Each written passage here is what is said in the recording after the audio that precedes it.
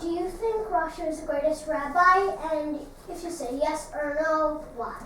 Well, I think Rashi was the greatest of the Parshanim, of the commentators.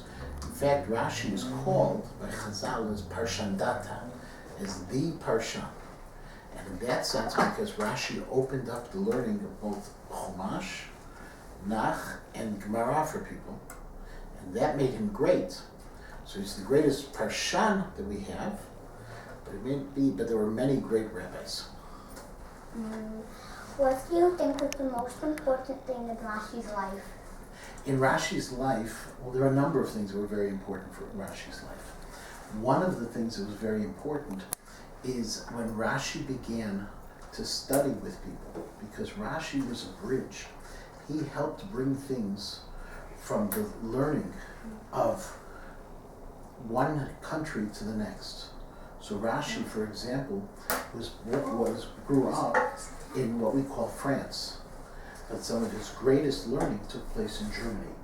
And he was able to make things go back and forth and help create the yeshiva from which came his grandchildren and his great-grandchildren and all of the people whom we call the Balei HaTosafot. Okay. And who inspired you to become a rabbi, and why do you think Rashi,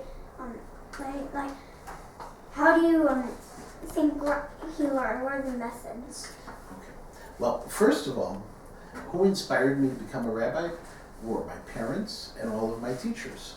In fact, I started to learn Rashi in Hillel Torah with Mark Cohn, who was my teacher, in 4th grade. In those days, we started learning Rashi in 4th grade.